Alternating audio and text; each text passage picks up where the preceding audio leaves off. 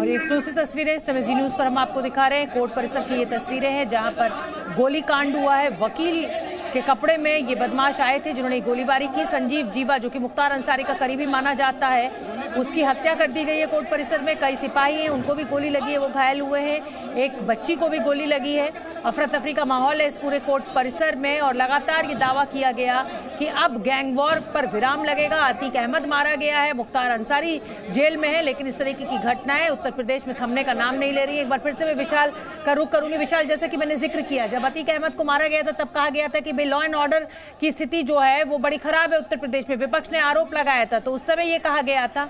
तस्वीरें देख लेते हैं। और एक सिपाही घायल और संजीव जीवा, हम भी वहीं सीधे चलेंगे आकांक्षा, क्योंकि वो बड़ी खबर है। संजीव जीवा को वहां पर ले जाया गया, तो आखिर वहां क्या पोजीशन, हम बलरामपुर हॉस्पिटल चलकर तुरंत देखेंगे, क्योंकि डिस्ट्रिक्ट हॉस्पिटल है तो वहां पर संजीव जीवा को ले जाया गया। और एक देखिए, संजीव जीवा की मौके पर ही मौत हो गई, यानी ताबड़तोड़ गोलियों से उसका दम तोड़ उसकी मौत हो गई। इसके अलावा जो एक बच्ची है वो घायल हो गई है। तो ये रिपोर्टर हमारे जानकारी देते हुए कि किस तरीके से आज कोर्ट परिसर में गोलीबारी हुई है। विशाल हमारे साथ लगातार जुड़े हुए हैं। विशाल, मैंने जिक्र किया अभी कि गैंग वॉर खत्म हो गई है। अतीक अहमद के साथ ऐसा लगा था कि अपराध की दुनिया से अब बड़े बड़े नाम क्योंकि खत्म हो रहे हैं तो लॉ एंड ऑर्डर की सिचुएशन यूपी में ठीक होगी, लेकिन ये गैंग वॉर थमने का नाम नहीं ले रहा है और आज तो हद हो गई, कोर्ट परिसर में गोलीबारी।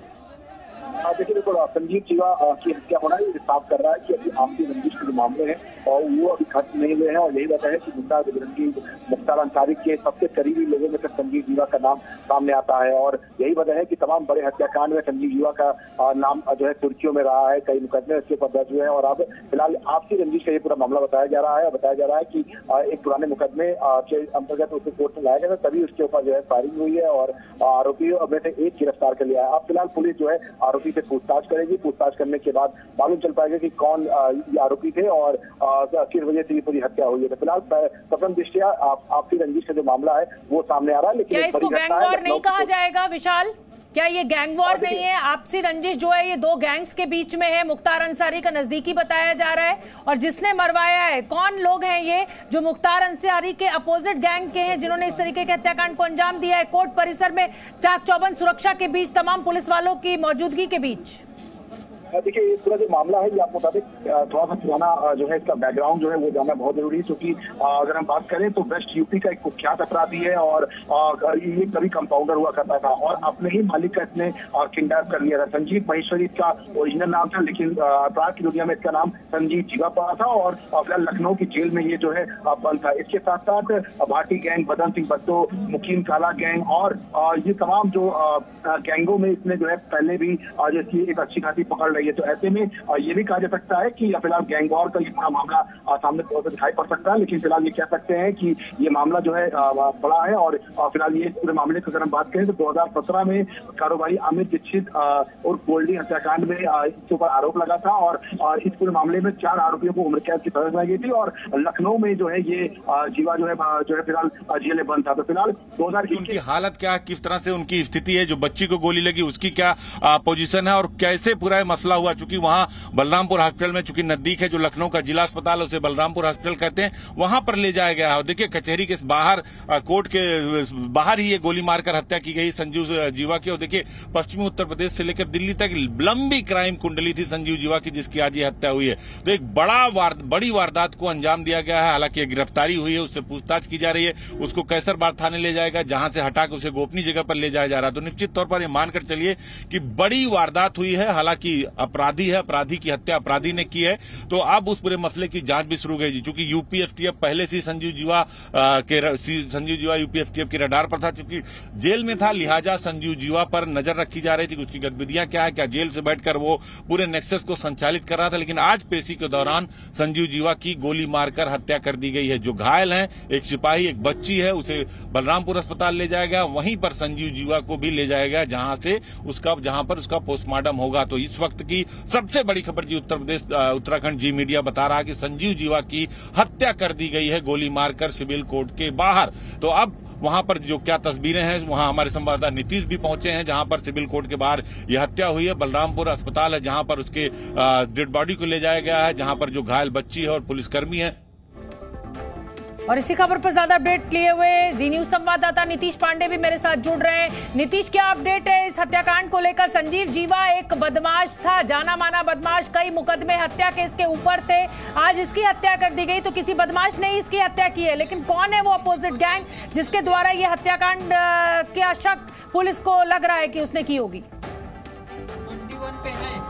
देखिए, अभी ये सारे तथ्य जांच का विषय है और इन सारे तथ्यों की जानकारी आनी बाकी है, लेकिन जिस तरह से सरेआम दिन दहाड़े अधिवक्ता के वेश में हत्या की गई है, और अपडेट आपको बता दूं कि सूचना है कि जो गोली मारने वाला व्यक्ति था उसको पकड़ भी लिया गया है और पकड़कर जो पुलिस है वो थाने लेकर पहुंच रही है। तो ऐसी स्थिति में कहीं ना कहीं लखनऊ की कोर्ट में हलचल की स्थिति, और आपको बताएं कि जिस वक्त ये हत्या हुई उस वक्त पूरे कोर्ट परिसर में अफरा तफरी मच गई।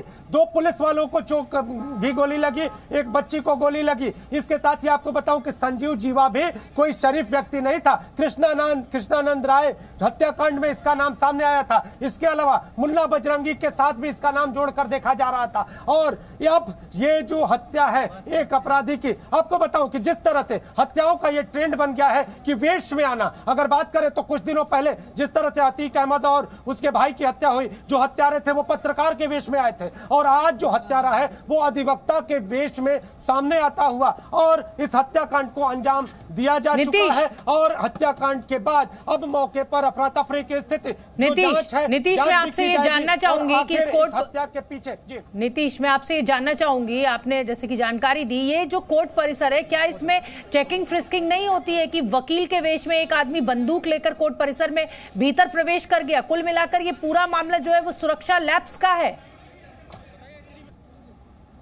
बड़ी चूक आपको बता दूं कि कोर्ट परिसर में अगर हम जैसे पत्रकार कैमरा लेकर घुसते हैं तो उनकी पूरी बाकायदा चेकिंग की जाती है, लेकिन कोर्ट परिसर में असलहे पहुंच गए और उसके साथ अधिवक्ता के वेश में अपराधी पहुंच गया, तो बड़ी सुरक्षा की चूक है। और अधिवक्ता अब इस पूरे मामले को लेकर हंगामा भी कर रहे हैं। आपको बता दें कि जिस तरह से कोर्ट परिसर की यह घटना हुई है, कहीं ना कहीं सुरक्षा की बड़ी चूक से इसे जोड़कर देखा जाता है, क्योंकि अगर बात करें तो कोर्ट परिसर बेहद महफूज जगह यहाँ पे होती है और यहाँ पर किसी की का भी पहुंचना। मैं एक बार आपको रोकूंगी नीतीश, और ये तस्वीरें अपने दर्शकों को दिखाना चाहूंगी। ये कोर्ट परिसर में अफरा तफरी का माहौल है, पुलिस वाले सभी वकीलों को बाहर करते हुए नजर आ रहे हैं। भगदड़ जैसा माहौल है क्योंकि खुलेआम गोली चला दी गई है। संजीव जीवा नाम के बदमाश को मार गिराया गया है वहीं पर, लेकिन अपराधियों का अंत इस तरीके से होना कानून के दायरे में नहीं आता है। कोई आदमी कितना भी बड़ा अपराधी क्यों ना हो, लेकिन अगर इस तरीके से उसकी हत्या की जाती है, चाहे वो अतीक अहमद की हत्या हो,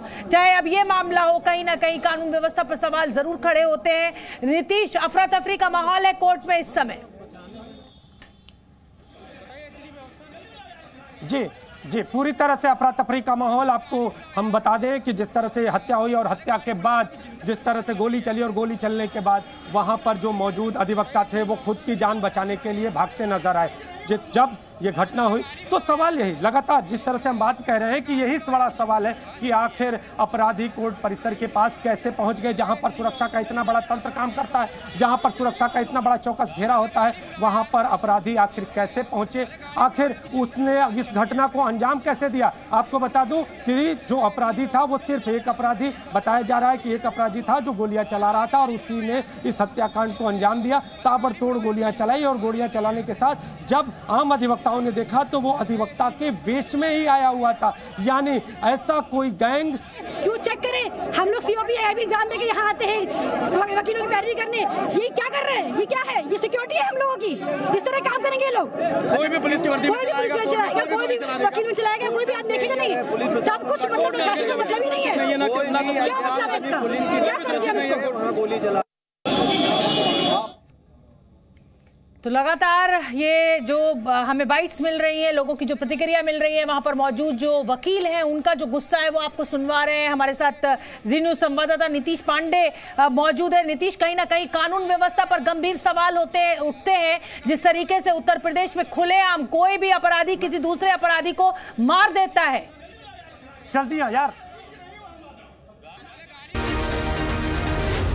जी न्यूज।